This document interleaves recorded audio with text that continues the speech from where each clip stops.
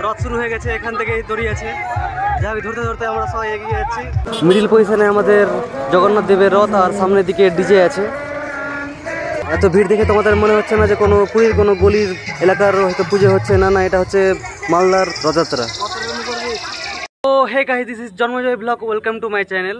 আজ হচ্ছে জগন্নাথ দেবের উল্টো রথযাত্রা। তোমরা এর আগে দেখেছিলে সোজা রথযাত্রায় কত ভিড় ছিল, কত ভিড়ের সমাগম ছিল প্রচণ্ড হারে। আর এবারও সেরকমই ব্যবস্থা আছে, প্রচণ্ড হারে মানুষ হবে। ডিজে সবাই নাচতে নাচতে জগন্নাথ দেবের মাসির বাড়ির থেকে নিজের বাড়ি নিয়ে আসবে। যাই হোক, তোমাদের সব কিছু দেখাবো, বাকি আমার সঙ্গে চলতে থাকো। আমাদের রথ শুরু হয়ে গেছে, এখান থেকে দড়ি আছে, যাই হোক ধরতে ধরতে আমরা সবাই এগিয়ে যাচ্ছি। জগন্নাথ দেবের মাসির বাড়ি থেকে নিজের বাড়ি যাচ্ছে প্রত্যেকে। দেখতে পাচ্ছ তোমরা প্রচণ্ড হারে ভিড়ের সমাগম, প্রত্যেকে দড়ি ধরে সামনের দিকে এগোচ্ছে। এই যে প্রচণ্ড হারে ভিড়ের সমাগম দেখতে পাচ্ছ, প্রত্যেকে রথ নিয়ে এগোচ্ছে সামনের দিকে, মানিকচক দুর্গা মন্দিরের দিকে।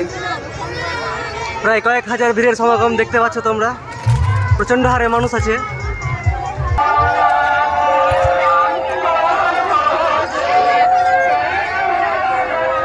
এই যে আমাদের জগন্নাথ দেবের রথ চলে এসছে সামনের দিকে।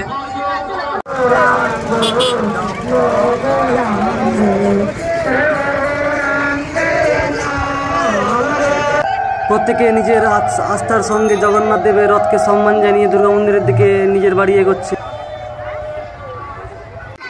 এখান থেকে আমাদের জগন্নাথ দেবের রথে দড়ি স্টার্ট হচ্ছে। যা প্রচণ্ড হারে ভিড়ের সমাগম দেখতে পাচ্ছ, প্রচণ্ড হারে প্রায় কয়েক হাজারের লোকের সমাগম। পেছন দিকে রথ আছে আর সামনের দিকে ডিজে। মজার জিনিস দেখাচ্ছি।